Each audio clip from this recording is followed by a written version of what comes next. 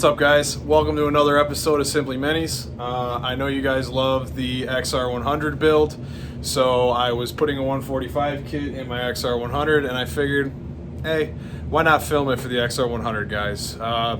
Believe it or not, it's one of our videos that did really well, the XR100, which I didn't expect. But there's a lot of people out there who love the XR100 chassis, and there's probably a pretty good reason for that, and that's because, well, they're just super fun. It's like the old XR50 days, but big size. So I'm gonna put this 145 kit together. I already have it taken apart. As you guys can see, I tried to film the disassembly. We've been using GoPros, and I really don't know how much I like it. Honestly, I think the iPhone is just easier, and it looks better, and the sound is better, and everything about it's better. Lighting, the GoPros, I don't know, they kind of suck. So we're going to try to go back to iPhones, and I'm going to film this video for you guys, and we'll see how you like this. Hopefully it helps some people out. Enjoy. I know I mentioned we've been using the GoPros. Come to think about it, I don't know if I mentioned why the disassembly of the XR100 engine didn't go well, and that's because it decided to not have sound in half of the video. So I kind of already had it taken apart, and I couldn't go back. So here we are. Honestly, if you have the that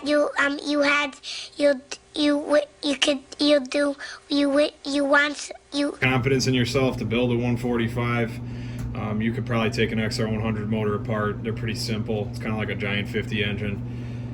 So we're just going to go right from fully disassembled to assembled, and honestly, watching the assembly, you can kind of see how everything goes back together anyways. So hopefully this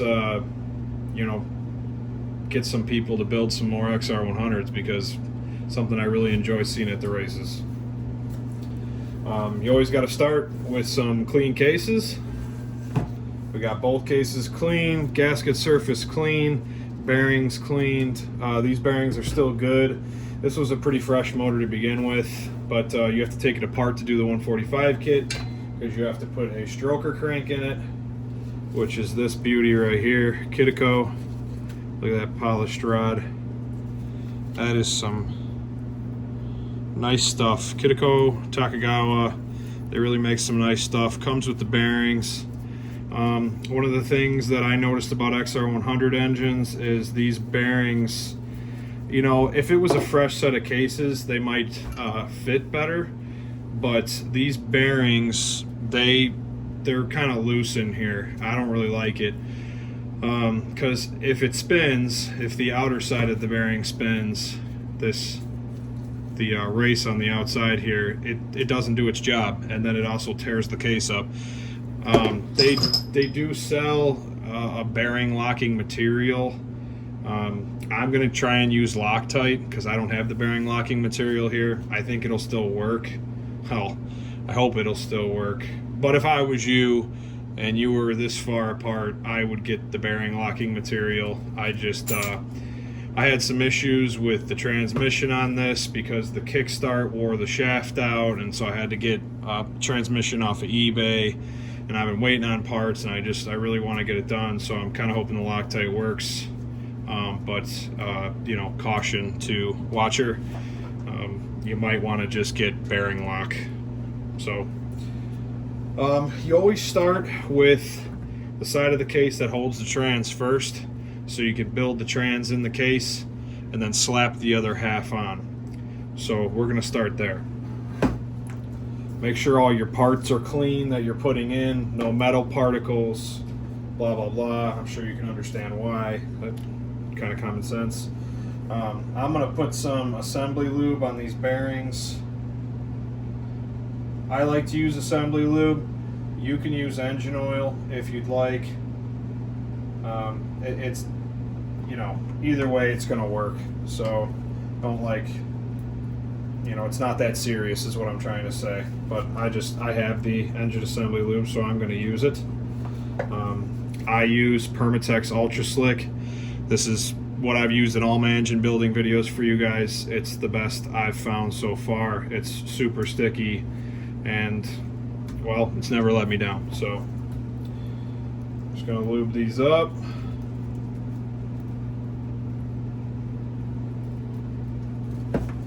I'll lube the other half so it's ready to go.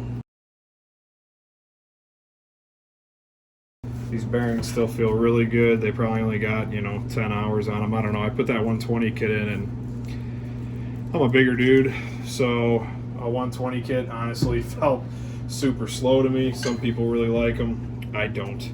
It wasn't enough power for me, and if you're racing guys on KLX140s, well, quite frankly, it's just not going to hold a candle to those. So if you're doing some mid-size racing and you like the XR100 chassis, consider the 145 kit. Big shout out to David Arntz over at Keystone Cycle. He is the one who hooked me up with the 145 kit. He's the sponsor of this video and this episode of Simply Minis. I really appreciate his continuous support of the channel. He's always been really good to me, and he's also really good to a lot of people at the track. He does free tire changes for people at all the races he's at. Anybody who's met him knows how stand-up of a guy he is, so make sure when you're going to shop for mini parts that you give Keystone Cycle Parts a chance, and if you do already use them, then you know how awesome they are. So thanks, Dave, appreciate it, buddy. Alright, now whenever you do trans work, I recommend when you take it out putting a zip tie on the end there. You see how I have a zip tie? That's because there is little shims at the end of this, and you really don't want to lose those, and you don't want to lose their place either. So right when you take it off, put a zip tie on there, and you won't lose all your stuff, and it'll also hold the gears on the shaft so they don't fall off. I can show you what I was talking about with the kickstart gear. You can see here, the used one I bought, it has a very slight, I don't know if you guys are going to be able to see that, probably not, maybe. But there's a very slight, wear line in there, not nearly as bad. The shaft from Honda was kind of pricey. I think it was like $150 for just the shaft. So I found a trans on eBay, and I just went that route. But you can see how worn.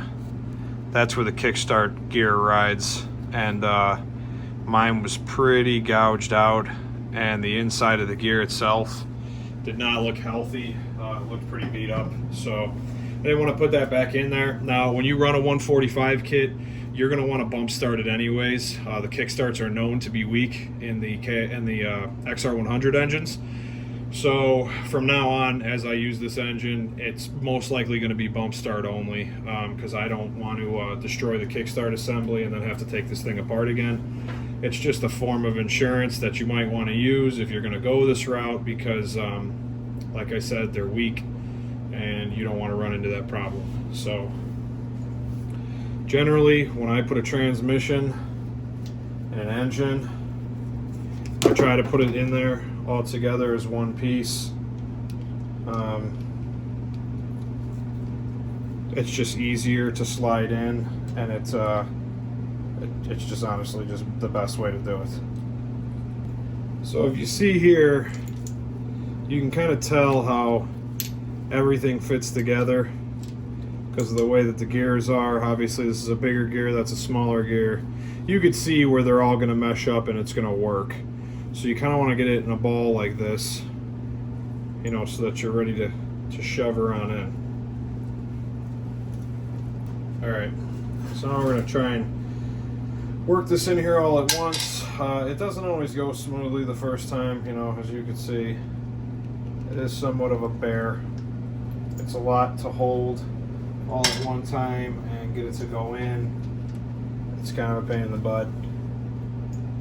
So just do your best. That's all you can do.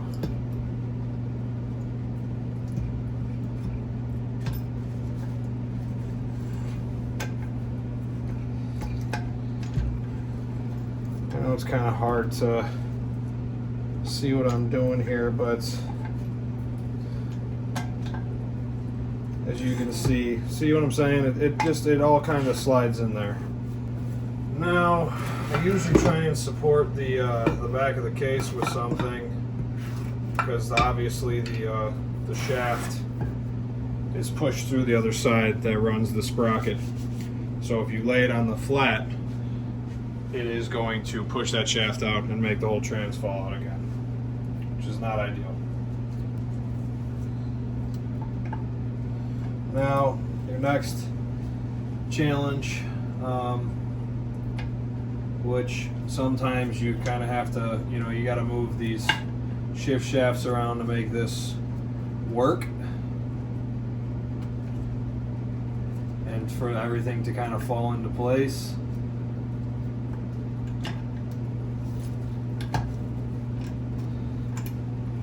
That's it, guys. You just slide that in there, make it work. So your trans should be, when you're in neutral and you find neutral with the shaft, you should see that everything kind of works. Like right now I'm in gear because the sprocket's spinning. So you should be able to find your gears.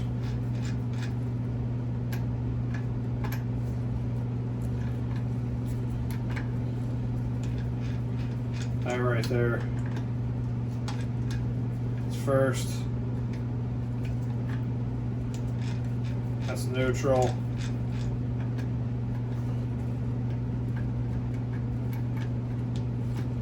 Sometimes it's hard to move when the cases aren't. And you'll feel it go through all the gears. And that's how it should. It should flow smoothly like that when you put it together. That's what you want. If you put it together and it doesn't flow smoothly and it locks up when you move it back and forth, something you did is not right. So honestly, pretty simple. I wish I had Johnny here because the videos go so much smoother when he's videotaping, but pretty much this is your shift star, and as you shift gears, as you move your shift shaft, it moves this, and that's how it changes gears. Really simple, but cool though. Okay, let me see if I can get a little bit better angle here. I just didn't want to be in your guys' way. Alright, so now that we have that in, the next thing you're going to want to do is you're going to want to put your crank in now. On the crank, you're going to have this side with splined, and you're going to have this side that has the gear. This obviously runs the timing chain. That is the timing chain side of the motor. Do not mess that up. Now, this is the spot I'm going to use Loctite. I think it'll work. I've seen guys do it before. It's what I'm going to do. I'm not going to use, a whole ton, but I am going to use some on the outside here. I'm just going to put it on there. You just really don't want this bearing to spin. And I think that this will hold it.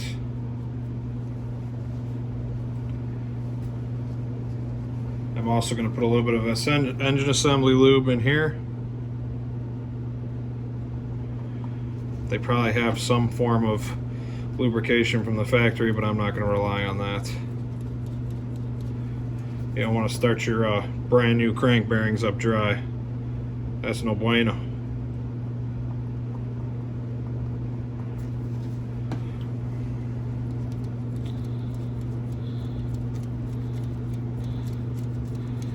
Alright, you're going to take your crank, slide her in the hole.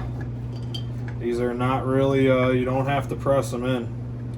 They kind of just slide in there, like that. Pretty simple. So, man, that's some nice stuff right there. I'm really excited about this kit, guys. I'm super into this for sure. I couldn't wait as soon as I got the kit to put it in, and now that I'm finally doing it, I'm just getting more excited by the moment. I'm hoping that the 145 kit rips. From what I'm told, it does. So, make sure we lube this other side. Hopefully I don't run out of engine assembly lube, because I'm getting kind of thin on that stuff. Lube that up. Sweet. Support your case again, because now you got a crank sticking out, so that sticks out even further.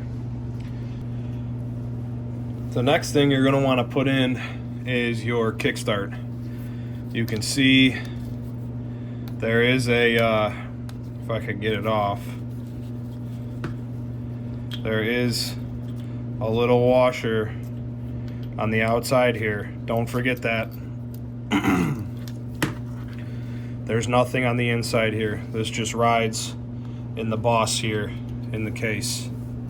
Now, I'm gonna put a little bit of juice on there. I'm not gonna use this kickstart like I was talking about earlier, because they're kind of known to be weak on the XR100, so when you have bigger bore engines, you're gonna avoid the kickstart. Now you see this tab on here? That goes behind this plate. So really simple. Put it in here, mesh the gear with the trans there, turn it down. That tab goes down and turns down between there, or behind this plate. So you shouldn't be able to, once you get it behind the plate, you shouldn't be able to pull it out. So that's how you'll know if it's in there right. You don't want to forget that. I've forgotten it before and put a set of cases together. Because like you're like, oh, trans is in here, crank's in here, shift shaft's in here. You think you're all good to go, and then you're not thinking about it, and you're like, oh well, I forgot the kickstart shaft, and you already got the case on. That sucks. So don't do that. Toss the seal on here. This seal from KITACO is nice and thick, and I really don't think that it's gonna need sealant, RTV.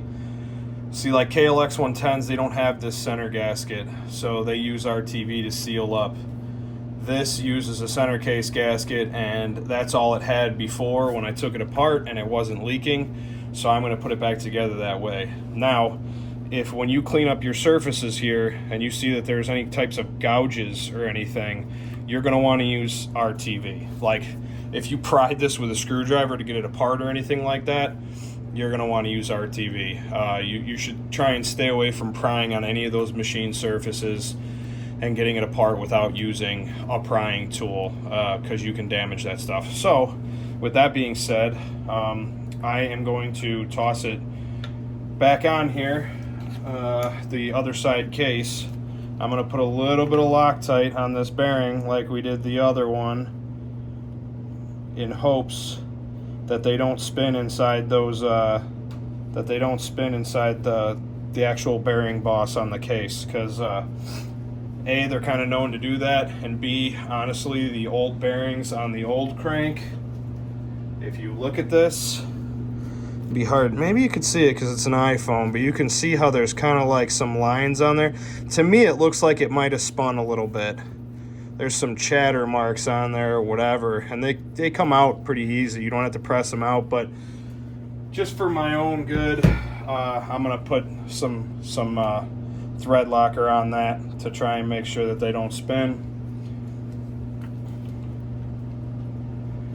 Now you can see up here, this gasket moves. When it comes from KITACO, it's attached across here, but obviously you're going to want to cut that once you put it in, because you're not, obviously you don't want a gasket running across here. If you buy a KITACO kit, you'll see exactly what I'm talking about.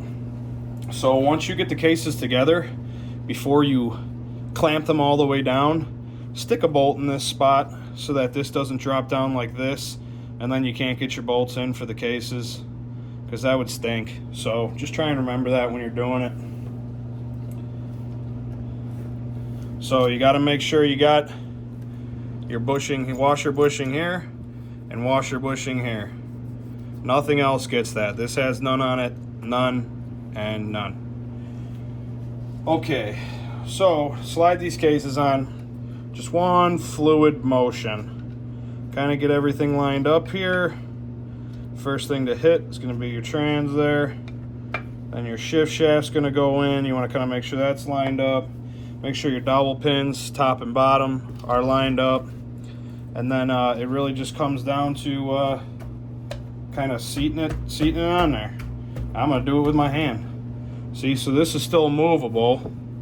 Okay, so I'm gonna take a bolt right here. I'm gonna put that in there to make sure that that stays where I want it to stay until I bolt the cases down. So that's all together. That's all together. You got one bolt down here that holds the cases. I'm gonna go ahead and run that down in there. That's actually an 8 out of 10.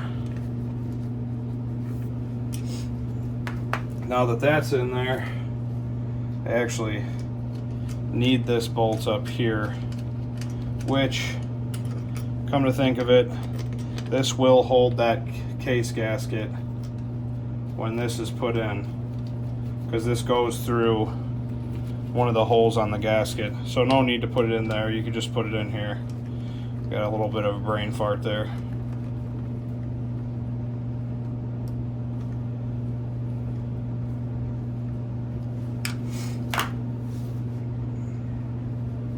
Okay, so now that those are together, I'm going to take my ratchet and tighten everything down. Weirdly enough, I know the KLX has an assortment of bolts holding the cases together that you guys seen in my other video. This one has 2. One there, one there. Kind of wild, but the actual clutch cover is pretty much what holds the cases together.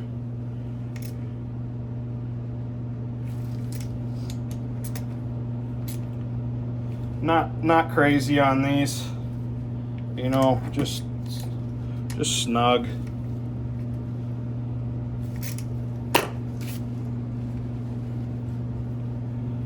Okay.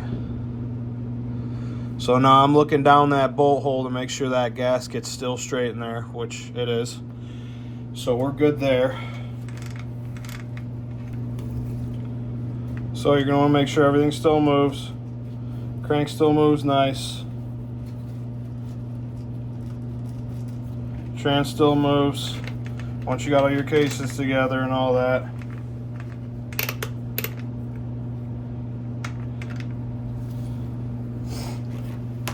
So there's this tang on the inside here, and that tang fits in a hole here.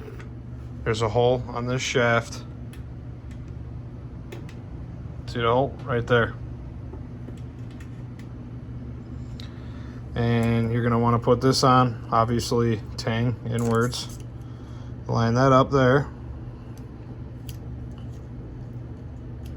Get it in the hole. This has a slot in it. Slide that in there and it kind of locks everything in place.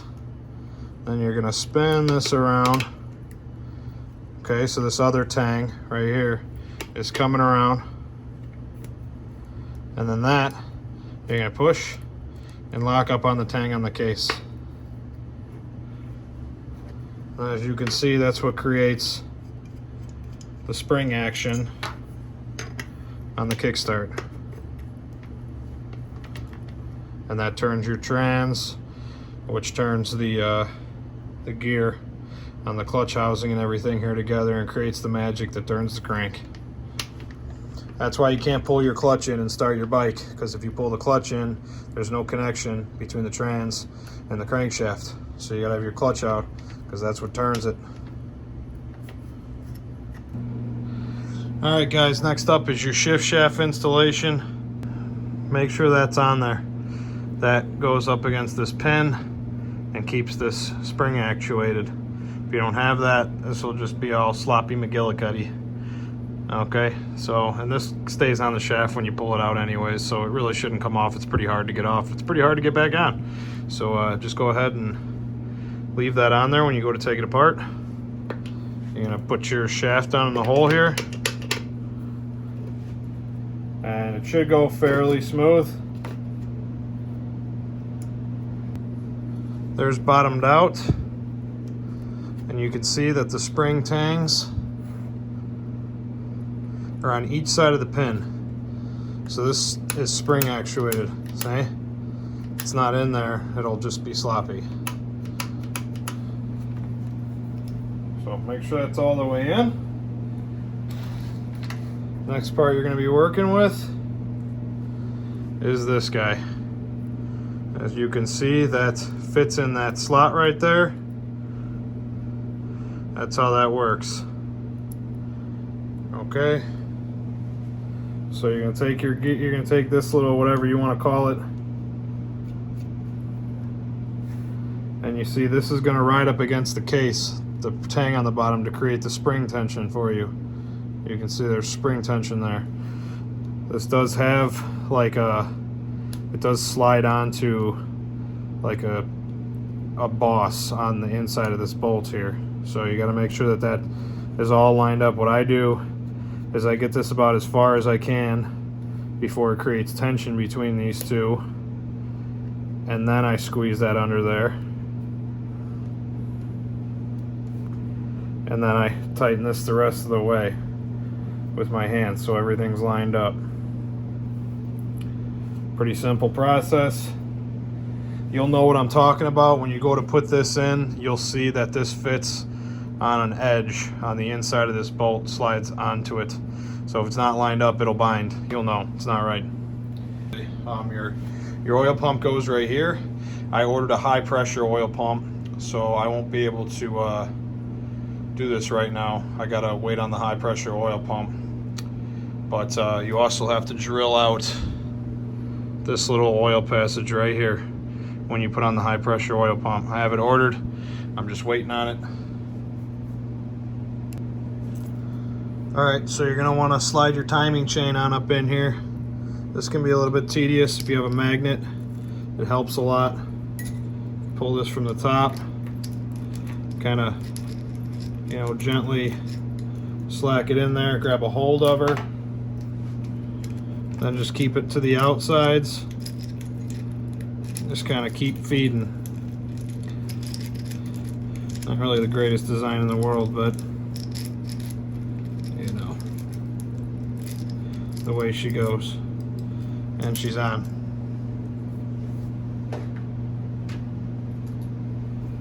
Next up, you've got your stator ignition system. This has a seal on it, 2 seals. One seals the crank and the fluid, obviously, from the inside here, from getting into the ignition system. And then you've got the one around here that seals this. So you're going to want to lube those, or grease them up, not lube them up, but grease them up. So I'm going to take my Maxima waterproof grease. I'm just going to give it a little bit of slather in there and a little bit of slather on the outside here. Last thing you want to do is tear that gasket up, pinch it, ruin it, whatever.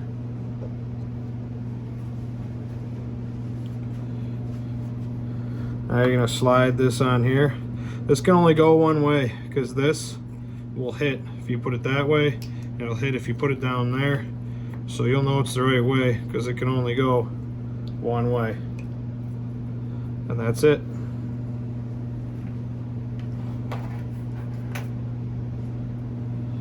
Super simple.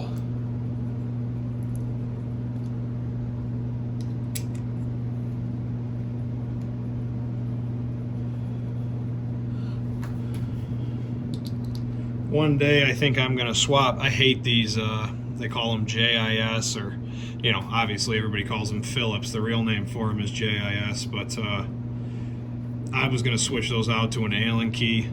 They sell them at my local Ace Hardware. They've got Allen keys for those, and I'm probably going to get them at some point and swap them out because I really hate these because they always strip out.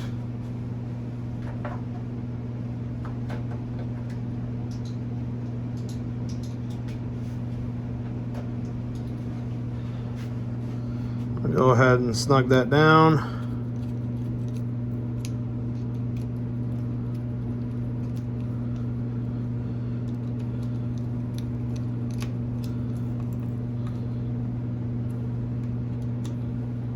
Do not thread lock these, because if you ever have to take them off, I'm telling you, it's not a good plan. Seems like a good plan, well, it ain't. This is your pickup coil. This is what tells the old ignition coil to spark. So make sure your wire's routed back here like that. This goes into here. That pin goes onto there. Then you've got a bolt that holds that up top. Super simple, not adjustable. Can't really go wrong.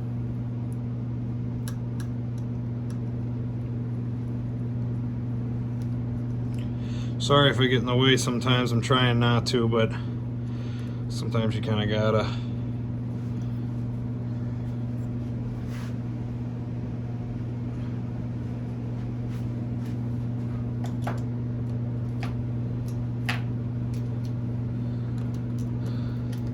Tighten that down.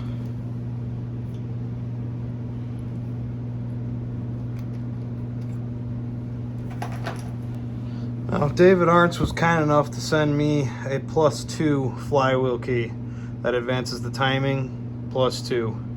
So it'll give you a little bit more pep. That's what I use. I use it on the 120 kit. I'm going to use it on this too.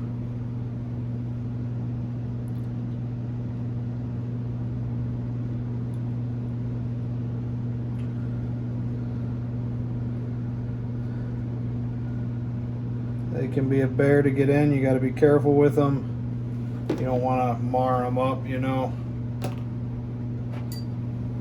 So just try and be gentle. Kind of when you get it lined up, you just tap her on in there. Actually, I think I kind of want to move forward with that.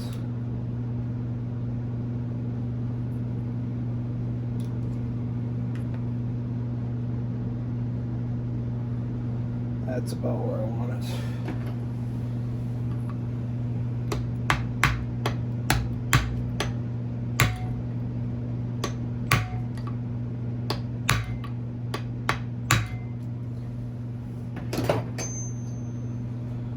All right. So, like I was talking about earlier, this is your pickup coil. That goes past it, and when it goes past it, it sparks. That's how your spark system works. Very simple, but effective.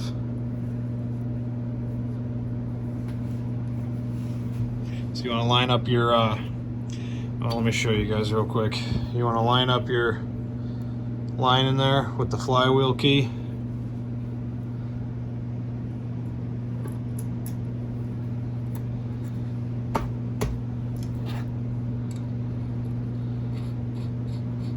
Slap your nut on. I'll torque that down later, but you guys see, that's how it works.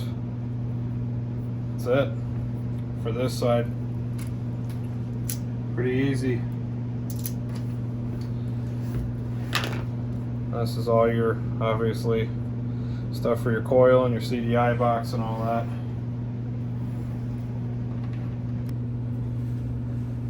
Alright guys, so now that we have all that done, I unfortunately don't have my oil pump yet, and I don't want to use the stock oil pump anymore. I want to use the upgraded Takagawa oil pump. It pumps more fluid, gets more oil to the head. These do have an issue with the cam journals getting kind of scraped up. They sell a cover that's like an oil bath cover. It's kind of expensive. I've still been debating on putting it on. I feel like I should. Because this is, for an XR100, this is a rowdy bore kit. This is about as crazy as they get, other than doing custom work or putting a double-head cam head on it. So, with that being said, later in the video, you guys might see me put an oil bath cover on it. But I ordered that. I just haven't gotten the oil pump yet. For you guys it'll be a few minutes, but for me I have to wait a couple of days for it. So we are going to move on to making sure that the ring gap is proper before putting the piston in. So I'm going to show you guys how to do that.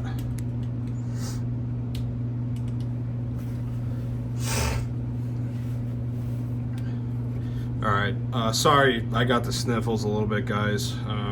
My daughter got me sick. So now you're going to have an assortment of rings. A 4-stroke ring stack on a single cylinder engine is generally all about the same. So you're going to have a thinner ring at the top. That's going to be your compression ring. Now you can see there's letters on here. You're always going to want letters facing up. Then you're going to have what they call the oil scraper ring. It's always going to be a thick black ring, and it'll be thicker than the top ring, the compression ring. As you can see, compare the two. Not much thicker, but thicker. Some pistons, they're significantly thicker, but the second ring is usually always a thick black ring. Then you've got 2 rings. They are small and thin, and these are what they consider the oil control rings. And this goes in between them, this wavy ring. So that one goes like on the top there, and that one goes on the bottom, all in the same groove. Okay, now to check your ring end gap, you're going to take your ring and you're going to install it into the cylinder. Then you're going to take your piston. Now what I do is I use this line on here to line that up in the cylinder. So when you push this down, to make sure that it's all even, see how it's a little up there? So I'll adjust that so that all looks even all the way around.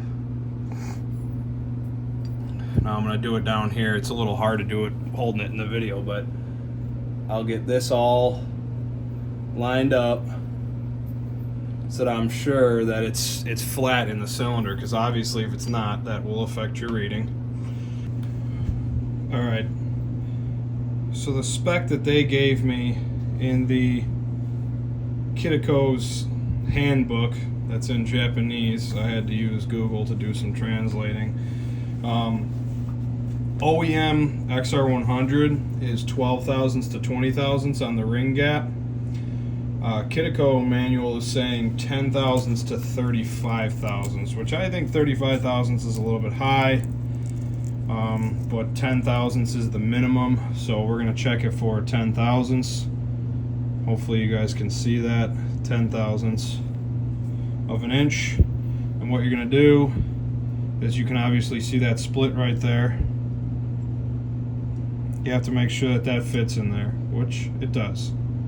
So we're good to go on that ring. And now you're going to want to check all the rings.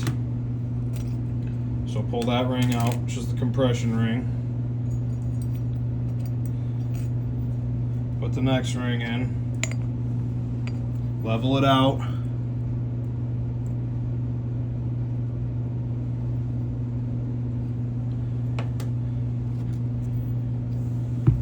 You can see the gap right there.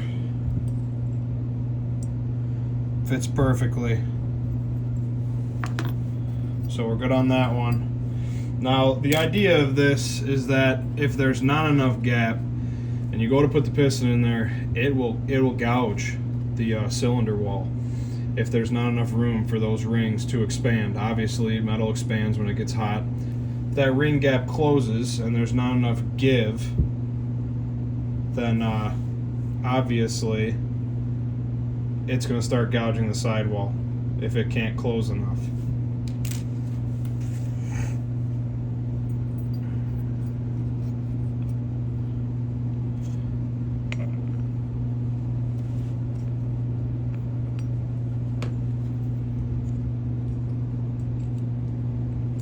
Perfect.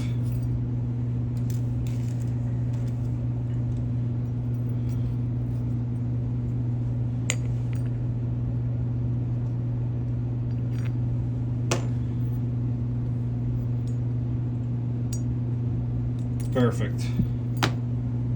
Alright, so now you're going to want to start installing your rings. You're going to start with the wavy one. Now at the end of the wavy ring, you can see these two edges are going upward right now, where the wave ring ends. This, you know, it's a C like that, but it's facing upward right now. I like to run those so they're facing down. That's just my preference. I don't think it matters. That's the way that I do it. So you put your wave ring on there first.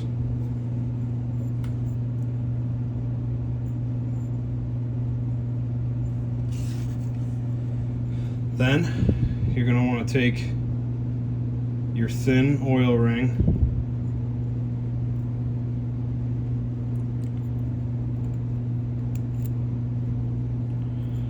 get it down in that bottom groove like that. Now, rule of thumb, you never want the ring end gaps to line up. You always want to keep them like a third out, otherwise it'll burn oil. You're going to grab your other oil ring. This is another one of the thin ones. Get her down in there.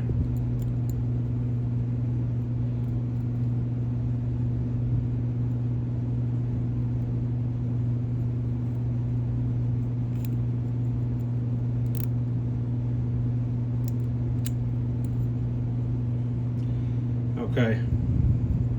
Now it's hard to see on camera, but here's one of my ring gaps.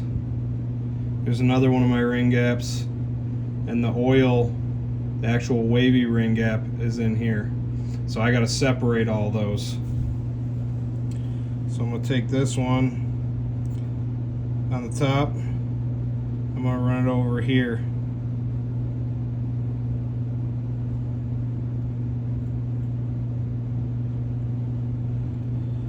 And then I'll leave the wavy ring gap in the middle of this. So wave ring gap is right here. Other ring gap is right there. And other ring gap is right there. That separates all of them. Alright, probably hard to see in the video, but that's kind of why I'm pointing it out for you. Now, your next ring is the thick black scraper ring. See how it says TK right there? That's going to face up. You guys are probably wondering why my thumbnails are long right now. When I do engine builds, I leave my nails a little bit longer, specifically to put the piston rings on and to be able to pick at things that I need to. Little tech tip. So you just make sure you put that TK facing up, and then just work this ring down into the second groove. I'm going to separate this one entirely from these ones. That one's going to come over there. Now you got your last ring. Now these rings, they're going to move around a little bit. See, you got the TK on there, TK up.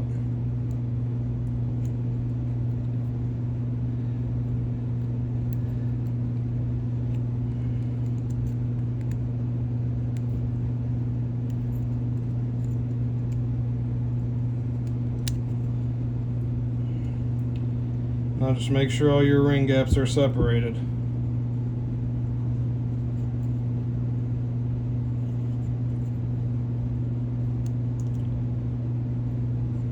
Try not to line them up with the wrist pin. I don't know how, you know, I've read that in some places. Honestly, in the past, I have lined them up with the wrist pin. That's actually something that I read recently. I've never had a problem with burning oil or compression loss, so I believe they can be lined up with the wrist pin, but now that I've read it somewhere, obviously, I'm going to try and adhere to that. So you just want to space them out. So obviously, you know, you could space out these two rings on this flat side of the piston, and then all the oil rings are spaced out on this flat side of the piston. Pretty simple. They are going to move a little bit while you're installing the piston on the rod. Just make sure that when you're sliding the cylinder on, that these ring gaps stay separated. I cannot stress how important that is. I know I keep saying it, but if you don't do it and you put it back together, it's going to burn oil or have compression loss, and you're going to be like, what the hell? So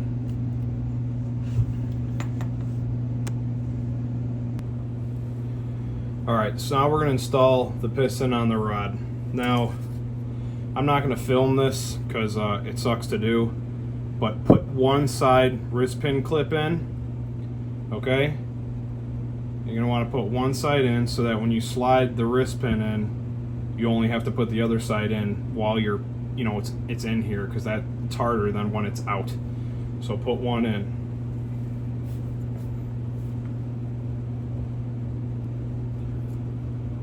Okay, now on top of the piston, you're going to see it's marked exhaust, and then 145R.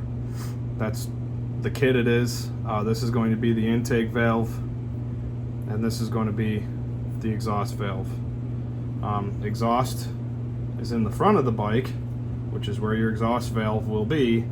So exhaust side of the piston is always going to face towards the front of the bike.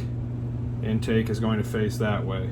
Easy way to remember it, your carb's back here, so your intake valve is going to be back here. Your exhaust is up here, so your exhaust is going to go that way. That way, you can't mess it up.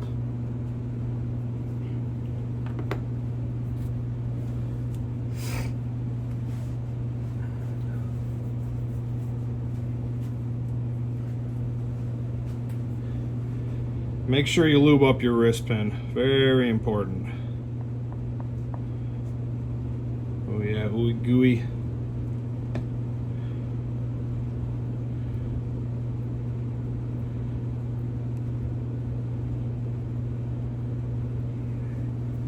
Okay. So we're gonna slide this down in here. Line up the old wrist pin there. Slide this in the other side.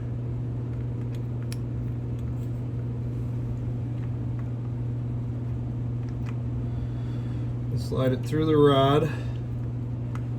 And these are tight tolerances, so you kind of got to find like just the right spot, and then it'll slide right through and in easy. You should never have to force that in there. So that's in there now. Now you're going to put your other wrist pin retainer clip, little circlip. These are a real pain in the booty. Sometimes they have a little tang on them that makes them easier to put in. Of course, these ones don't. You'll see when you get there, but there is a little detent right here in the piston. That is where you will find it easy to use one of these little pocket screwdrivers to kind of work it in there. Now be careful of the bore that's in here that the wrist pin slides in and out. You do not want to mar that up as much as you possibly can to prevent that. It usually goes pretty smoothly, but this clip will fly across the room if you're not careful with it. So I'm going to do this off camera because I don't want mine to fly into my eye or across the room.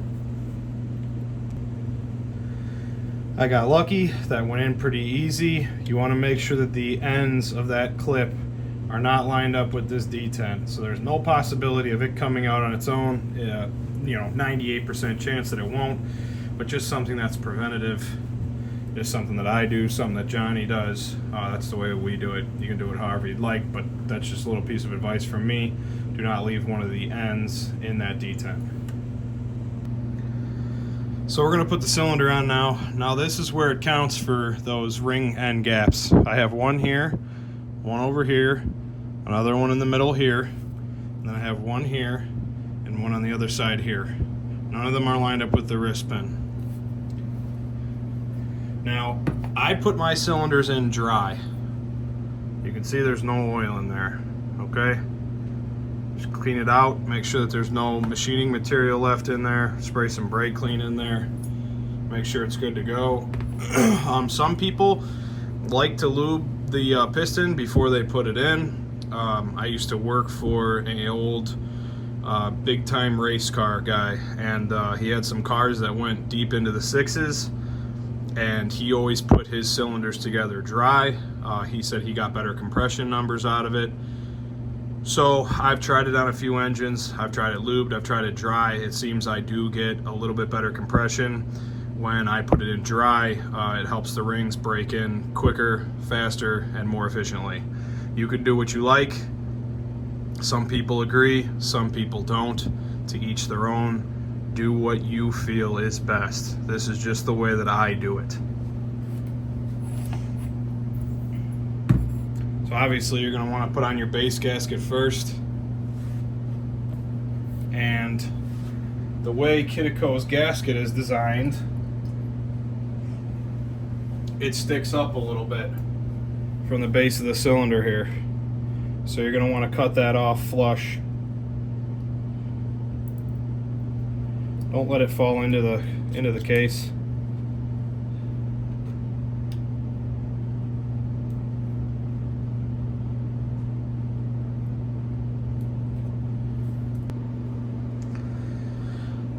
Alright, so we're going to toss the cylinder on now. You always have two gaskets. One's felt, one's metal. The metal gasket is the head gasket. The felt gasket is the base gasket.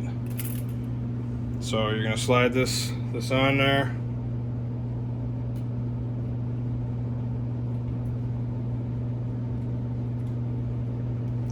Make sure your dowel pins are on down here that line up the cylinder.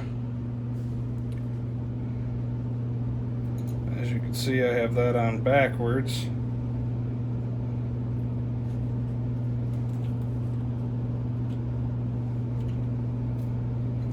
That has got to be that away, because it lines up with the timing chain hole. When you have it flipped the other way, it doesn't line up right. I'm going to get this timing chain back out here. Now that the gasket's on, lay that off to the side.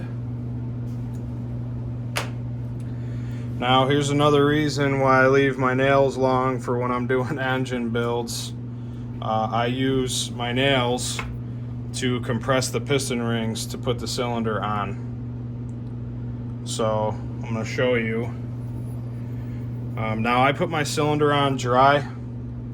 A lot of people use oil. I do not use oil. I put it on there dry. I just make sure all this is clean and that there's no metal from the machining process in there. I used to work for a old school drag racer, and he had some cars that were in the high 6s, low 7s, and he had done some testing, and he would always get better compression numbers when he put the piston and the cylinder dry. Rings dry, cylinder no oil. You know, some people believe in it, some people don't. It's kind of a personal thing. If you want to use oil, use oil. I'm not saying that you can't or that you shouldn't. This is just the way that I do it, and testing on some other motors that I have, putting it in dry versus putting it in lubed, I've gotten better compression numbers with it dry. So I'm putting it in dry. You do what you want to do.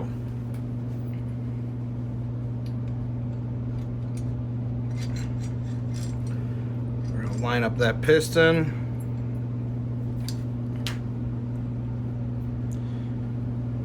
I'm actually going to turn this motor around a little bit here so you guys can see better. Okay, so check all your ring gaps. I've got one here, one there. Okay, so now what I do is I get the rear side of the ring into the cylinder. So you're gonna work that all in there.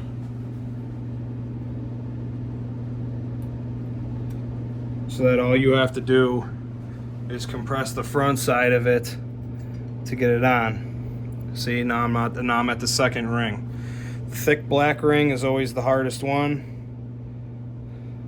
But same thing, get the back side of the ring in, tilt the cylinder a little bit so you can get it in there.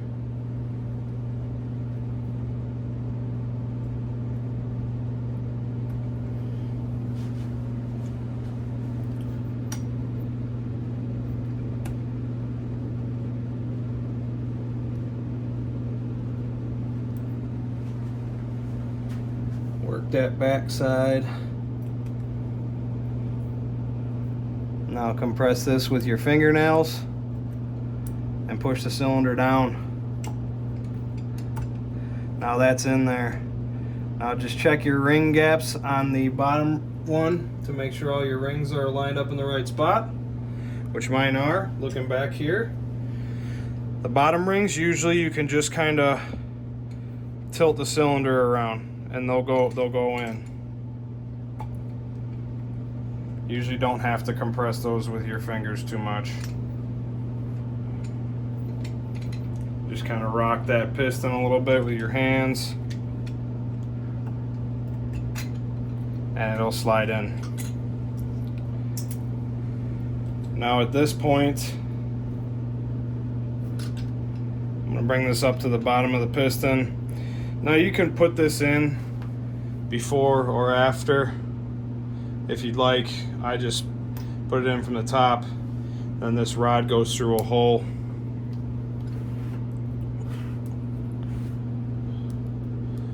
So there's that hole right there. This rod comes up through that hole, and then the tip of this spring right here clips right onto this ledge right here. You'll see there's a little pocket there. It goes right on that. So I'm gonna work mine in there. I just slide it in right to the top like that.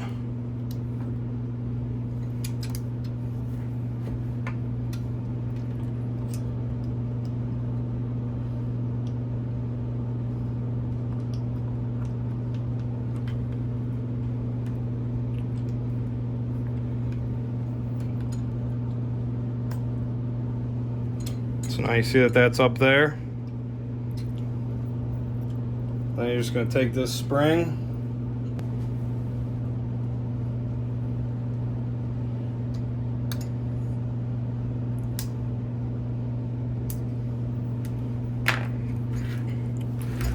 now you'll see that it's in there, and that spring, you'll see that it's in there and that spring is up in that perch there. That's it for that.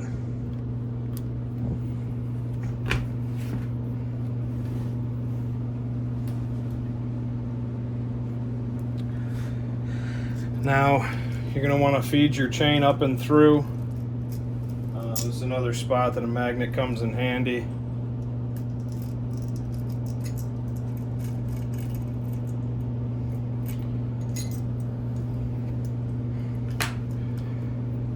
And now you can push your cylinder all the way down.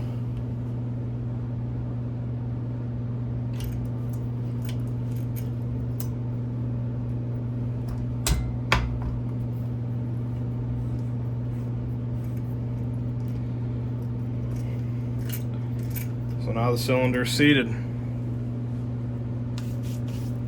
Easy peasy. The way this works is, I'll show you guys later, but there's a little cam that goes in here that either tightens this or loosens it for your tension. And then there's a bolt that goes in here that locks this rod. So once you set it, this bolt locks this metal rod so that it can't go up and down and change your timing chain tension. All right, now that you've got that guide in, you're gonna have to make sure this guide is in.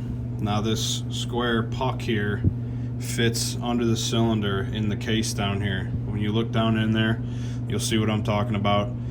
You can put this in the cylinder before you put it on. It's another thing you got to pay attention to getting in. You know, both of these guides could be technically put in before you slide the cylinder all the way down.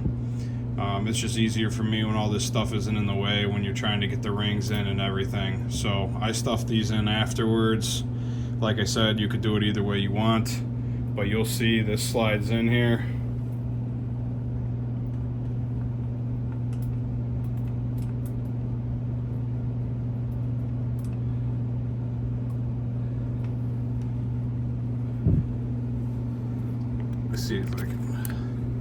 Let me see if I can show you what I'm talking about.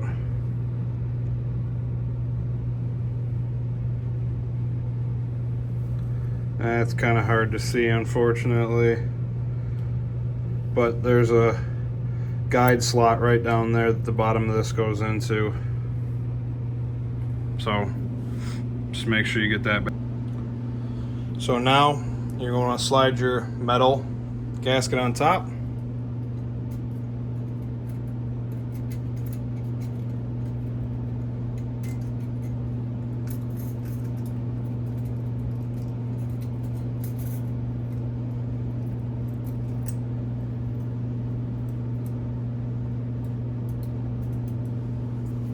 Make sure your dowel pins are in there. So these are opposite corners from each other, right there and right there. I always put in new ones of those. T-Bolt sells them, TRC 2652. They give you a brand new, I like putting new dowel pins in. Sometimes when you try to take the old ones out with needle nose pliers, they get marred up and then it makes stuff harder to put together.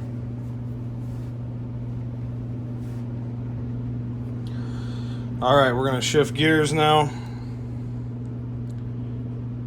Alright, that's the new head from KITACO. Woo! She's a beaut.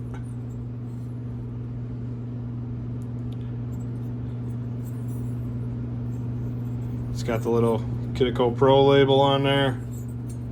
It's nice. Nicely made. I wish they would have put bearings in here instead of it just being a machine cam journal, but I don't know. I know there's a guy that will machine this for you and actually put bearings in there, which might be something that maybe I'll do in the future. But that's why you'd like that oil bath valve cover, because that'll keep more oil up here and prevent these from wearing out. Now I'll show you on my stock head. You can see there's some grooves starting in there already. And this was a pretty fresh head, so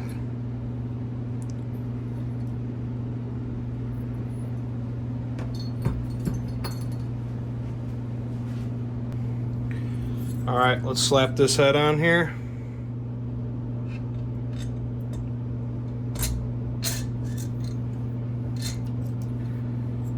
Okay, now we're going to use the magnet to get the chain up here.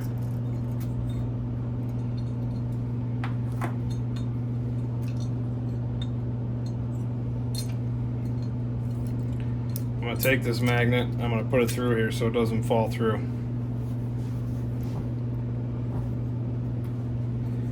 Now that's all seated.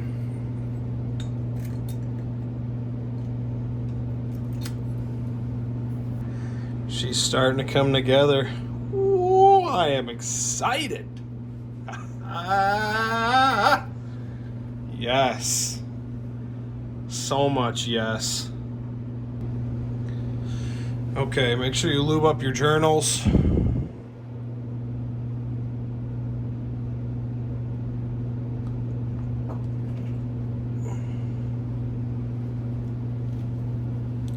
This is the KITACO cam that they give you. I'm going to lube these up as well.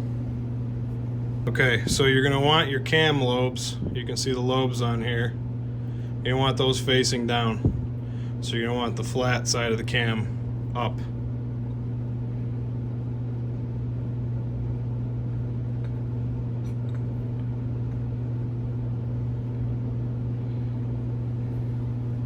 Just like that. Okay, now a good way to make sure that your timing chain is still on the gear, on the crank, is turn the crank. Make sure it turns. while you're turning the crank. Now, timing on these is the dot facing up, so this dot right here, and these two bolts level with the head. So you slide your cam gear down in here, don't drop it.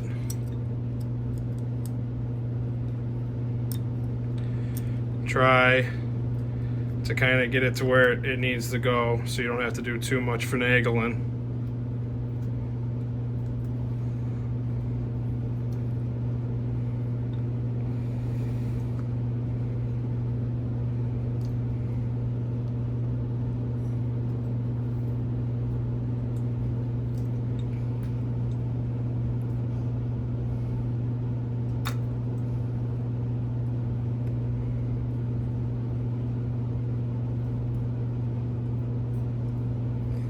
Ooh, that cam chain's tight.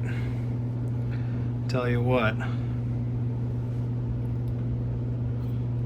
Okay, now that I know I have those where I want them to go, you can see where the bolt holes are in the cam. And I am going to turn it slightly so that I can put this bolt in here. I find this cam design to be difficult really no matter which way you do this. But you can see I got one bolt in now. And then I'll turn this. And then I'll put the other bolt in.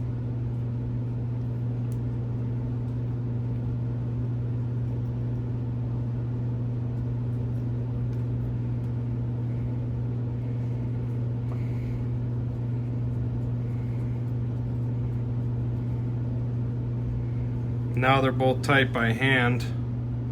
I'll put this back to the top dead center mark. And as you can see, these are level with the head and the dot is facing perfectly up. So I got lucky. I got lucky on the first shot that it's perfect and I don't have to take it back out. So that is ideal. That's what you want. You know, you just kind of eyeball it and hope you get it right the first time. Otherwise you have to, you know, start back over, skip it over. If you're a tooth off, say if you were a tooth forward, you got to pull the bolts back out, skip it a tooth back, and then redo. You know, so that might be why some people put the cam gear on here first. You can do that. You can put the cam gear on there and then you can slip it up under the chain, and that's fine too. You know, there's a dozen ways to skin the cat here. So, but at that point, your cam is in and timed. So, as you can see, my top dead center mark right here, there's a line here. That's what you're trying to line up. And then you come back up here and you see that your two bolts are level and your circle is straight up. Now, you are going to utilize your old cam tower. They do not send you a new cam tower. I don't really love that, but it's the way that it is. Thankfully, my cam journals are perfect on the top here, so I don't have any worries there. However, if your cam journals were messed up, you'd have to buy a new one of these cam towers to use this kit. That's just the way that it is. Okay, so the way you take these rockers off of here, because they do give you new rockers, take a magnet, pull this out, rocker comes out. Now as you'll see, there is a slot in this, and that is for the head bolt to run up through here. As you can see, if that's turned like that, this will not go on. You'll know, because it won't go on. Same thing with the other side. And this one's shorter. So this one does not have a groove in it because it's shorter and it sits in here and it does not affect that. So These are your new rockers from KITACO. Are they much different? No. A little bit bigger. Maybe. They're pretty much, they look the same to me, but just new because it's a new cam. You don't want to use an old rocker on a new cam. So you're just going to install those just like I showed you. Make sure you lube these up before you put them in. Make sure you lube up your journals here before you put this on.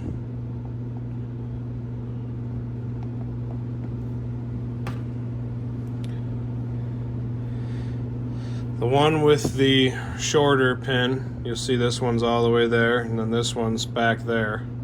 That is going to go towards the exhaust side.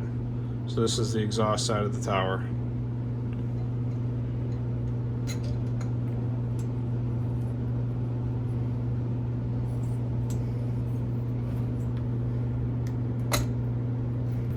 Make sure you got all four. There's 4 washers up on top of this cam tower when you take it off. Make sure all 4 of those are up there. Alright, this is a 12 millimeter for now. I'm just going to snug these up here.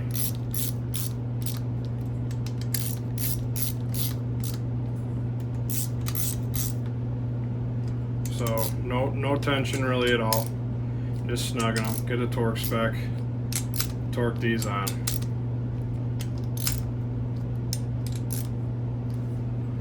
And then there's also a bolt that goes right here.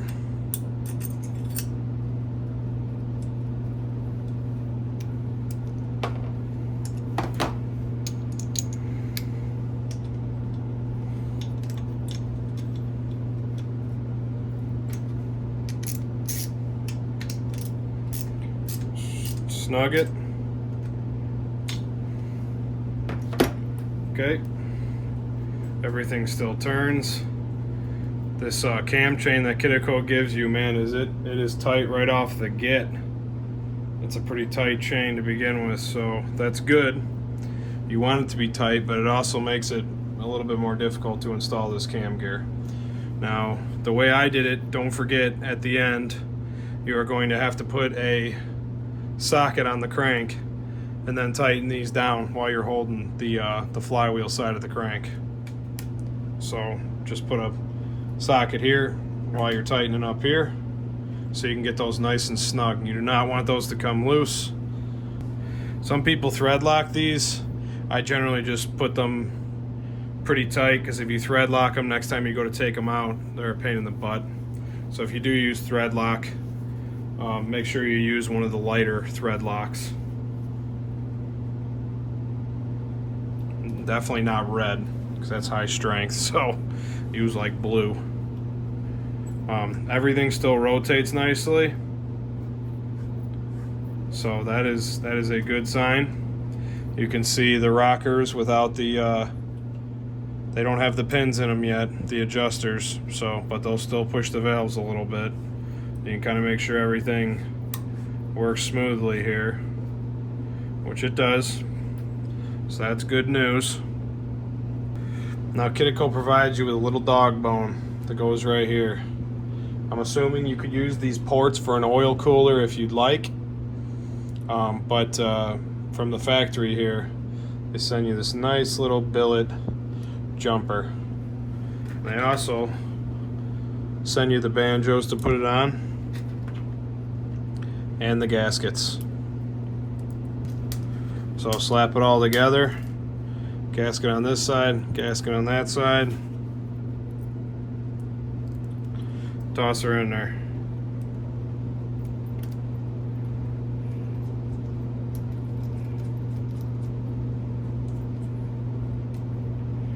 Nice little bling factor.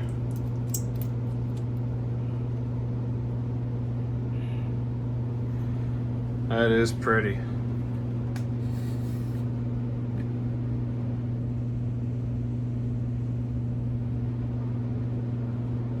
They definitely put a well thought kit here together. I guess I could say that the only thing that I don't really love is the fact that you're reusing the cam tower and the pins that hold the rockers. If yours are in bad shape, that kind of puts you in a space of having to buy new ones, which kind of stinks. It'd be nice if it came with the rocker pins and the cam tower itself, but it does not. So heads up, if you're buying this kit, if your motor was blown up or had a bunch of metal running through it, you're going to want to buy one of these cam towers, and you're going to want to buy the pins that go through to the rockers. Now when you tighten these, because they're anodized, don't be a hillbilly and use, like, you know, a box end wrench. Try and grab a 6-point, mar them up as least as possible when you're putting them on, so that they don't get a bunch of marks all over them. You know, they don't got to be crazy tight. If you use a 6-point socket, you won't put any marks on them at all.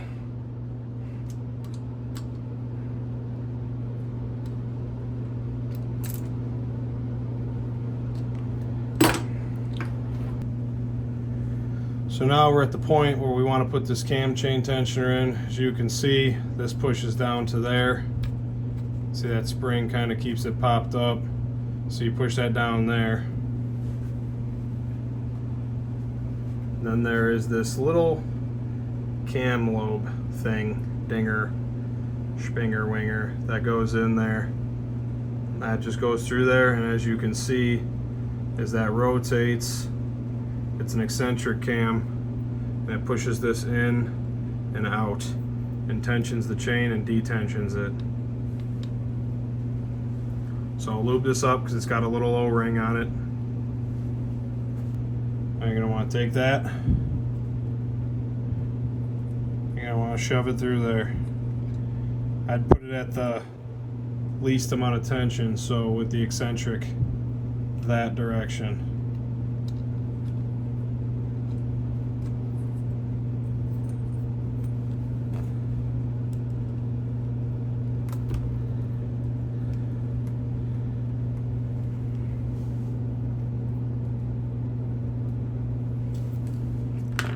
Okay, you can look inside there and you can see that it's bottomed all the way out. When you put it in, it's all the way in. This is the part that locks it. That just goes right there.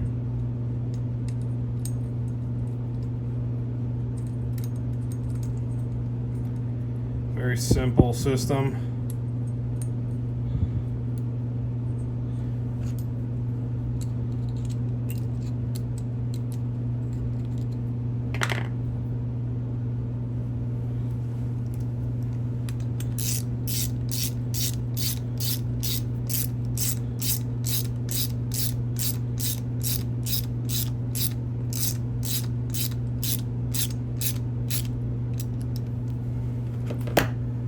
Can loosen it very slightly, leave it a little bit loose so that you can adjust it. You can see that adjusts the adjusts the tension on the timing chain. That's that eccentric moving left and right in there.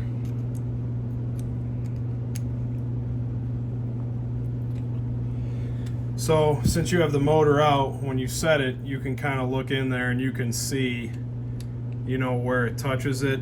I'll explain how to tension the timing chain later. Honda has a way that they do it, but essentially, you know, you'll feel that tension as you turn this left. That's kind of where you'll set it, just to start with, so it has some tension on it. So I kind of hold that to where it stops, hits the chain and stops. You don't want to crank it, you don't want it to be overly tight, otherwise that cam chain, it will whine and you'll hear it. But for now, tighten that back down. Alright, now that we have everything assembled, we're going to go ahead and torque the head bolts. It is a very low foot-pound rating. It's, you start at 7 crisscross pattern and then go up to 14. I'm going to use a 1/4 inch torque wrench, So it's 84 inch-pounds to begin with, and then 168 inch-pounds.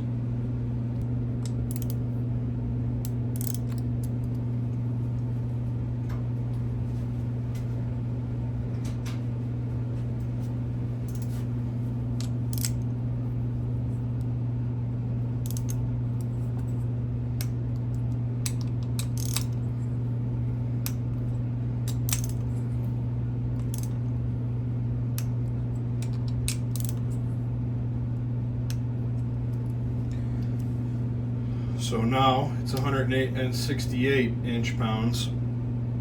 Since this is a, let's call it high performance engine, higher compression, I am going to dial up a little bit from the OEM torque spec of 14 foot-pounds. So if it's 168 inch-pounds, I am going to go with 180.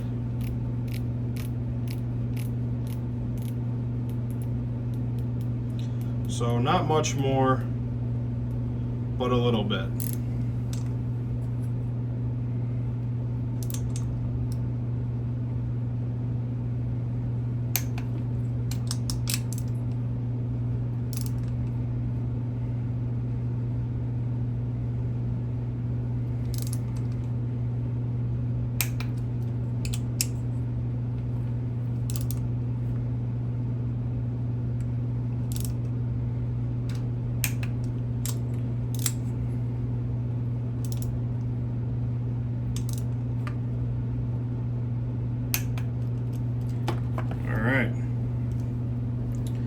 Now for the side bolts here, I can't really seem to find a torque spec for that for some reason.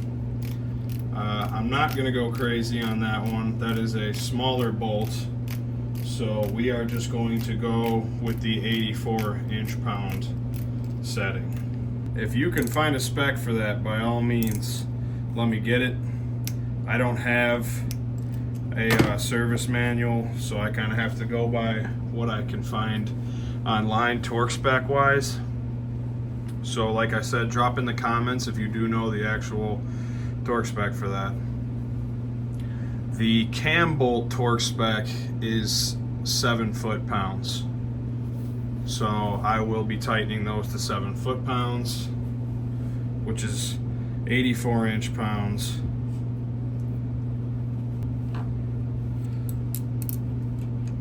So I'm holding the crank right now so I can tighten these.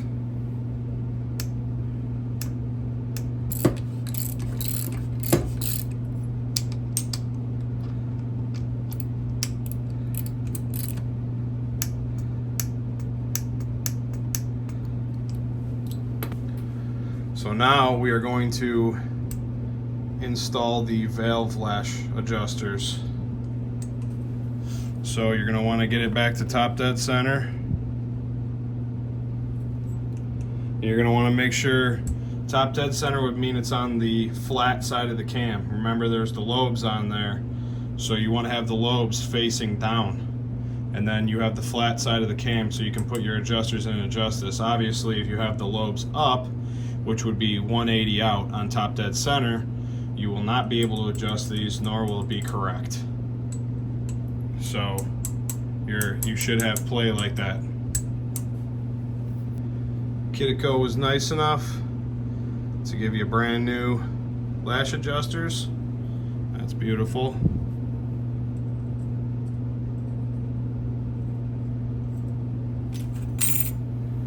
Stick those in there.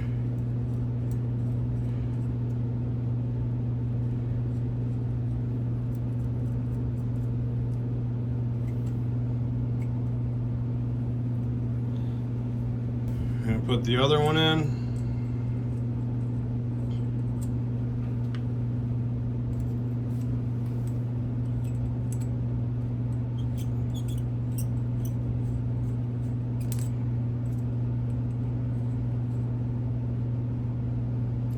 I just zero them out to zero lash basically so that I can, I'll back them off and adjust them. Alright, so according to the OEM manual, valve lash spec is 0.002, which is 0.002 of an inch on both valves. BBR's recommendation for their 120 big bore kits is 0.002 on the intake and 0.003 on the exhaust. So I'm going to go with that. Now the way you do this is I have my 0.002 thousandths of an inch. Now remember, you're at top dead center, okay? I'm trying to do this around the camera.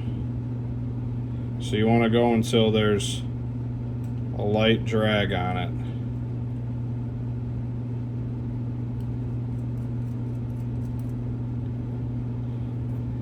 So you want to be able to move it, but you want to be able to feel some drag there. I'll tighten these up off camera, but that would be how you set it. So I got the 0.02 in there, 0.002, and I'm going to tighten it down so I got the tension, but it will move back and forth. And then I just put this down with my hand, but obviously you're going to want to tighten that. Once you tighten it, double check. They do sell a tool that's for adjusting valves that will hold this while you tighten that, because sometimes when you tighten the nut independently, it will change the lash adjustment. So once you tighten this, sometimes it does, sometimes it doesn't. Some of these setups are rock solid when you tighten them, and it will be 0.002 how you set it after you tighten it. But a lot of them, KLX110s for example, are very touchy, and you usually have to hold this while you tighten that. So now the other side is 0.003. So I'm going to do the same thing. Back it off, put that in there until I get the drag that I like, which is a light drag. Then I'm going to tighten that down. Now, valves, you know, say you put this fresh kit in, you are going to want to double check it after a couple hours. All this stuff's going to kind of wear in, and these are going to change. But as you can see, you can hear that. I'm sure you can hear that little bit of play in there. That's what you want. You want there to be a little bit of play. When these get loose is when you get a ticky head. When they get tight, you lose compression, because if they get too tight, it will hold the valve open and you will be losing compression on the upstroke, on the compression stroke, because this valve will be hanging open, which happens to a lot of people. Your engine will start running funny, or it'll feel low on power. It could just be tight valves. My recommendation is to check these every 10 hours or so, especially if it's a higher horsepower engine than OEM, like a stock KLX110. Shoot, I mean, you could check those valves once a year usually, because that motor doesn't make a ton of power. It doesn't really beat the valves to death. But these higher horsepower motors, especially if you're racing them and bouncing them off the rev limiter, this is a maintenance thing to me. Like I said, every 10 hours. I probably check mine every 5. The KLX110s are a little bit easier to get to for checking valves, so this will be between 5 and 10 hours for me. My really high horsepower engines, like my 178s and my 194s and my KLXs, I almost check those after every race. And engines like these, you want to make sure you change the oil almost every time you ride. That is the key to making these engines last. A lot of people will be like, oh, I don't like 194 kits, or I don't like 178 kits on my KLX 110s because they're unreliable.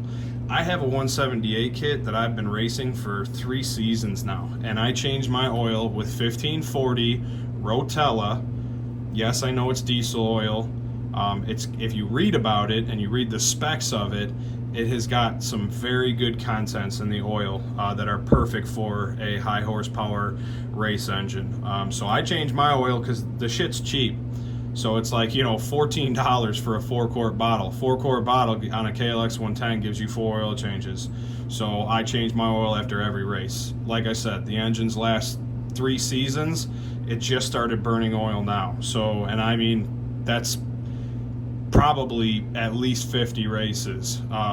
So just, you know, do your due diligence, adjust your valves, change your oil, especially when you have a higher horsepower engine, and it'll be happier and it'll serve you better. All right, so it's time to put the valve cover back on. Last step for me is I'm gonna give everything a little squirt of 1540.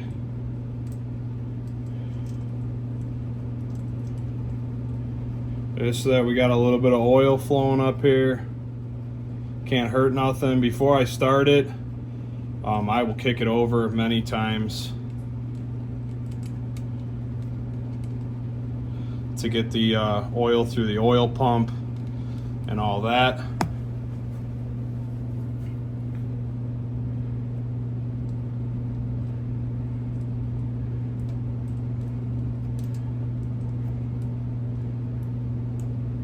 You don't ever want to start anything up dry. That's why you use that engine assembly lube. This ain't gonna hurt nothing, so.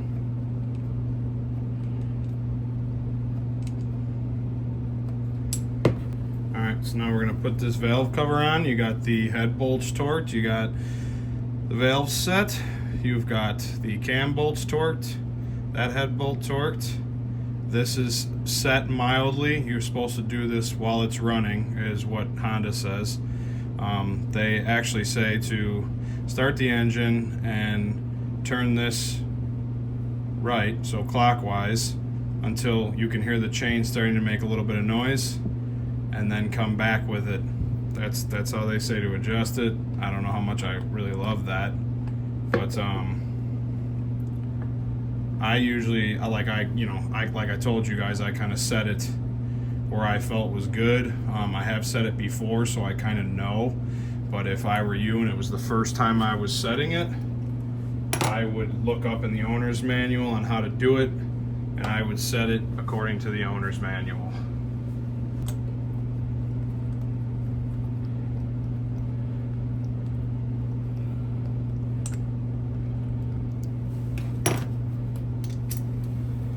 These are new gaskets on the valve cover for me. If you don't have new gaskets, I'd recommend getting some. I may be changing this out for that oil splash cover.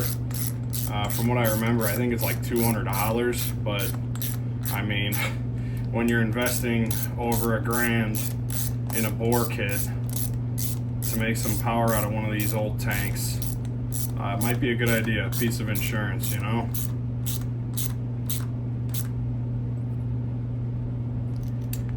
Now these do have a stopper on them that stops you when they're bottomed out. There's a little ledge on the bolt at the bottom, and it bottoms out on the head, so you can't really over crank these. So just put them down snug, nothing crazy. Okay, so now we're back to this side. I have gotten my Takagawa oil pump. So we're going to install the Takagawa oil pump, and then we're going to install the Takagawa clutch kit. Now I have done another video on the Takagawa clutch kit, but I'm going to show it again in this video, obviously just to finish the assembly of this engine. So just in case somebody hasn't seen that other video, I'm going to put it in this video too. Alright guys, so that Takagawa pump I ordered is finally here. 01-16-0061. That is the high output oil pump for this engine. So now that it's here, we are going to finish the rest of this. There's the pump. I already, when I took it out, I put engine assembly lube in there. You know, make sure it's primed, put whatever you want in there, oil, engine assembly lube. Then it comes with a drill bit, and you have to drill out this oil passage hole in here. See, there's a small hole in there, and I got Johnny here with me today, so the video will be a little bit better than being on a stand. But My suggestion would be to, the 50s have this option as well when you upgrade the oil pump. I'd put grease on the drill bit when you drill it, and just try and control the oil shavings, or the metal shavings, as much as possible. Alright, so we got the drill bit here. We're going to put some grease on it. Slather it up. It's better to get grease that you have to wipe off than metal shavings. Well, you're going to be wiping metal shavings off in the grease, but you don't want the metal shavings flying all over, and this will help prevent that. I don't really like doing this, nor do I want to, but it's not an option. Ideally, you do this before you put the bottom end together, but not everybody has their bottom end apart when they do this. Pretty easy. It's very small, but you see how the metal shavings are on the drill bit, and there's nothing there. So yeah, luckily it's aluminum, so you just drill through it pretty quick. We're gonna go through it one more time just to make sure it's of size. I just want to get the shavings off of there.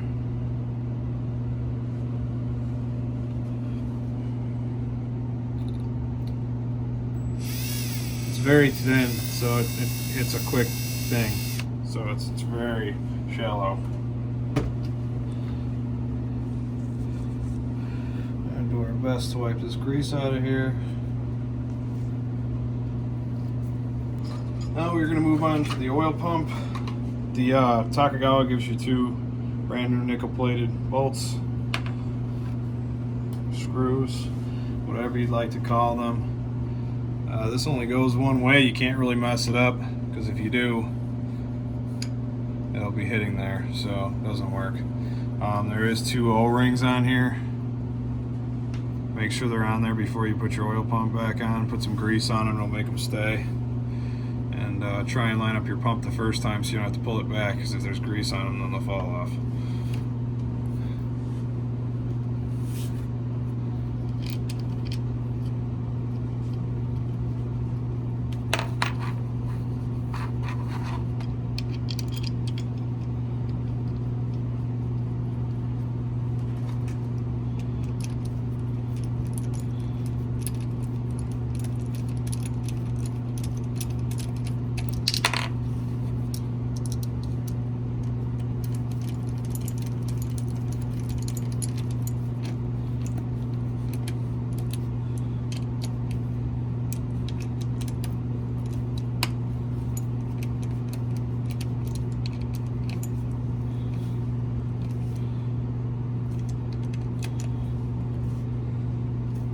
Make sure these are tight. That's the last thing you want falling out. Alright, so I have this impact screwdriver. I'm not going to wail on these. I'm just going to give them a really light tight, just so they don't come out.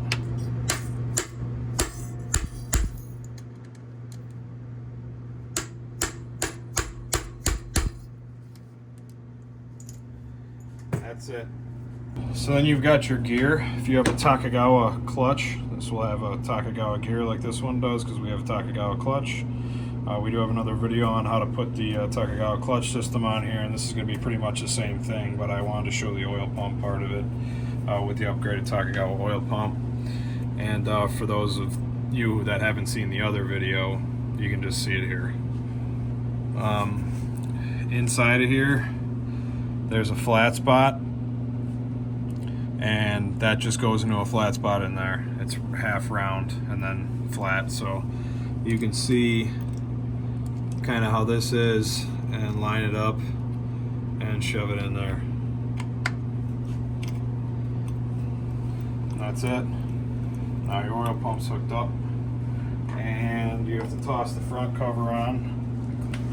So there's this little oil pump cover. This goes on the front here. Actually, I'm going to move the outside of that shaft a little bit.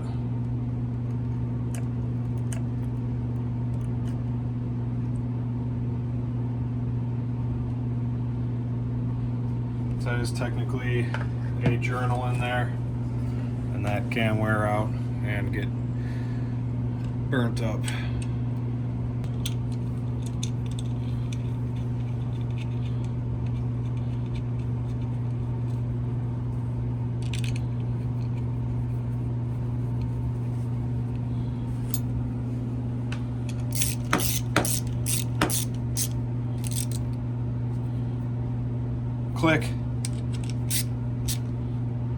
click, Jason Torque. So you gotta take the gear. I already had this Takagawa clutch on here, so this is one of the Takagawa gears. This also overdrives your oil pump on the stock oil pump, so it technically makes the super pump a super pump. But this is the gear. You have to take it off, and if you haven't seen the other video, there's a little pin in here. When this nut comes off, that pin will fall out, and that's what holds this piece in here. So you can't lose that. It's very small. You need to pay attention when you pull this off.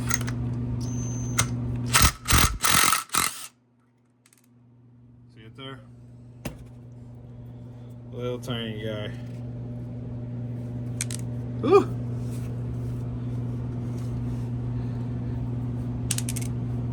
Yep. Tiny little thing. Alright, so this is the gear that drives the oil pump off the crank. It's got this behind it. Tapered edge faces out. Thought it wasn't going to fit on there. Let it laugh. And then you're going to slide your gear on there. I always do part numbers out on gears. This one only has part number on one side.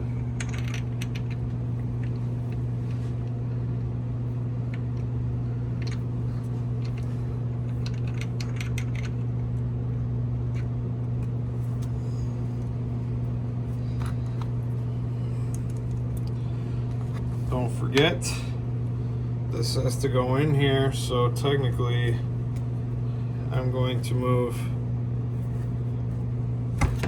Whew, this thing's got some compression.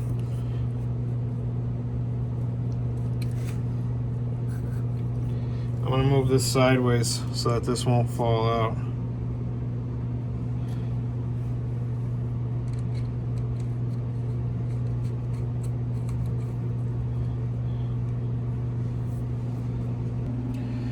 Alright, so I got the Takagawa clutch basket here. We're going to go ahead and slide that on. There's nothing behind it. It just slides right up against it. Oh, there's some hair on there.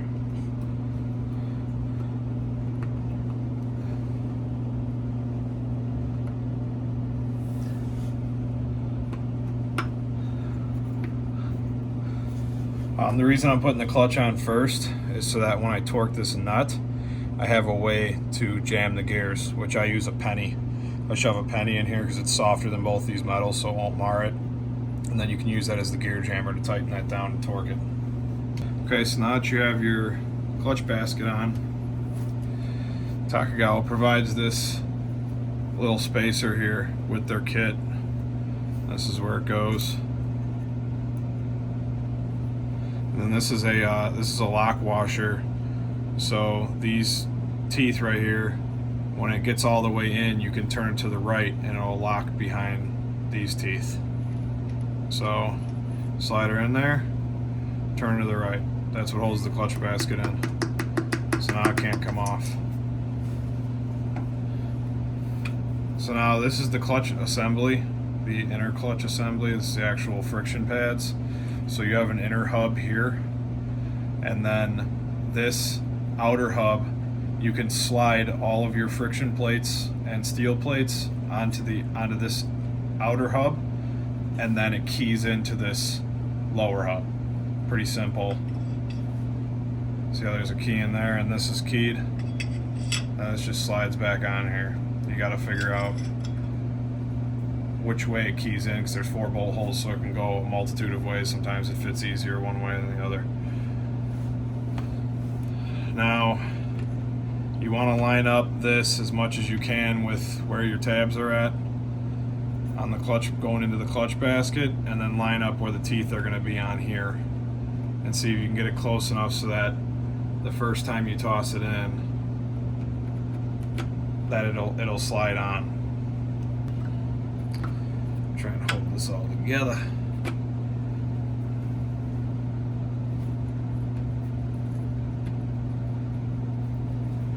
So it can be a little bit of a challenge, but just gotta keep wiggling, it'll go. Just keep wiggling. Oh yeah, it'll get on there.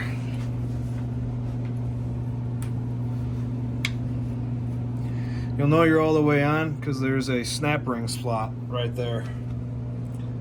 Right in here for this snap ring. And this snap ring goes on it, and that's what holds it all together.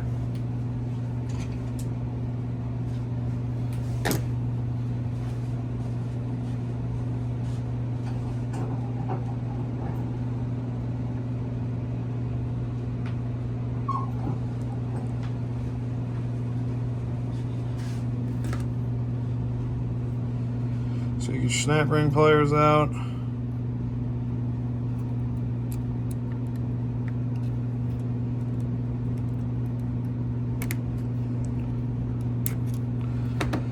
Make sure that's all on there. Perfect. Next, you've got your clutch springs. These all slide in there on those 4 posts. Then you have this assembly that goes on the outside.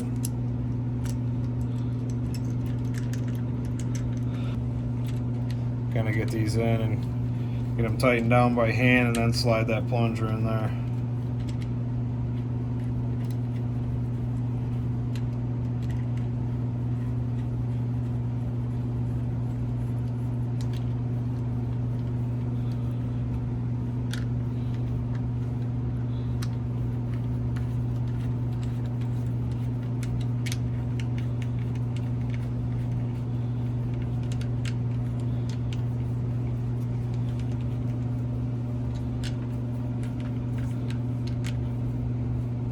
Alright, now that's all in there, and this will actually reach the crank.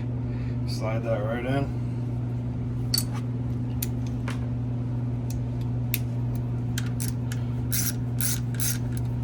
You want to tighten these all evenly so this plate doesn't crack. You don't want to go super far with one because it'll put a bunch of spring pressure on the other ones, and sometimes they crack, so you got to be careful with them.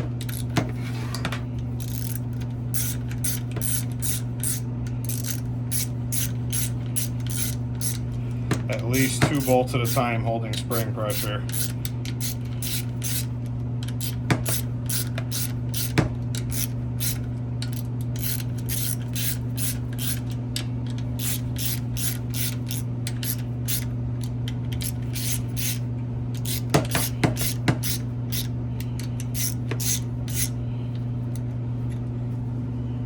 Now these, you just, you go like up, bring yourself up on the ratchet so you're not putting so much torque on them, and just kind of as much as you really can comfortably. You'll feel it when that bolt starts to feel really tight. You'll know where to set it at. Just make sure they're taut.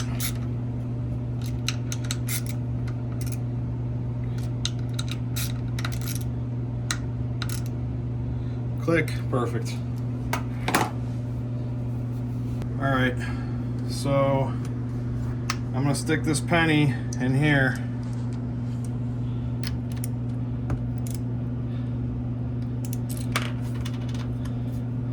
Might be a little bit difficult. It's on the bottom side.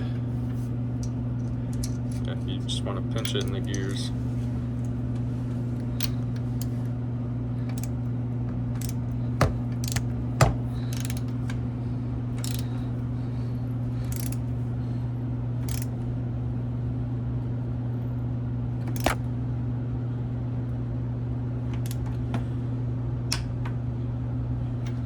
You see that penny in there?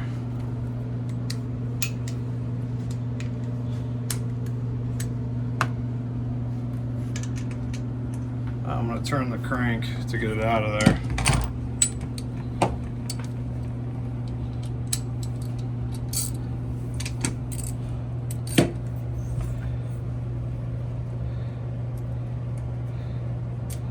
Oh, the same thing I did last time.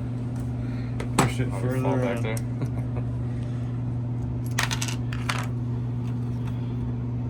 See how nice and soft it is?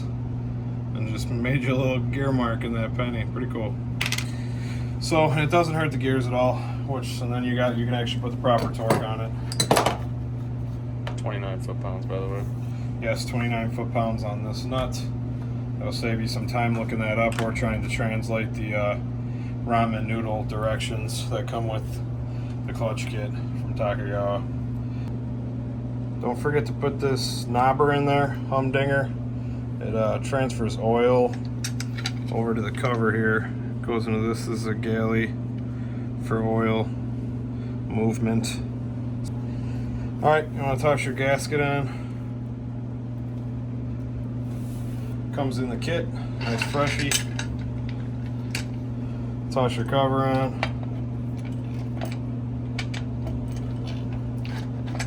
Make sure you put some grease on your kickshaft seal there, especially if it's new. On there, there we go.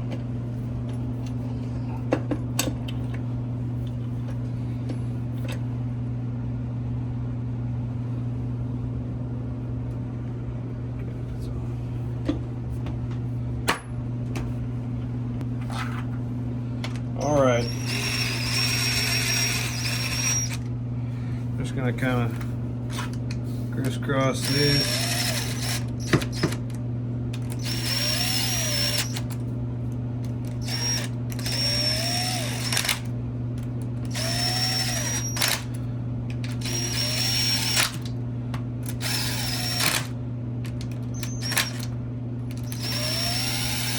I only, snug them in with that. You don't want to crank down on those. Oh, there's that one hiding behind the clutch arm. I'm going to tighten those by hand.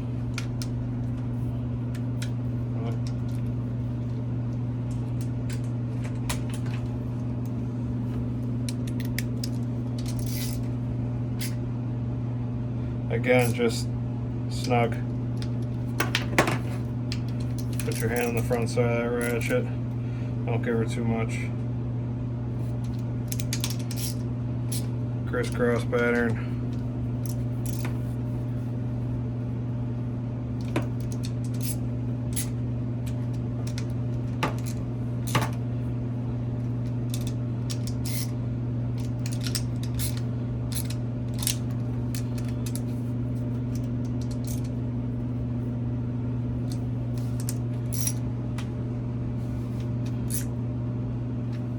Go around. Should all good.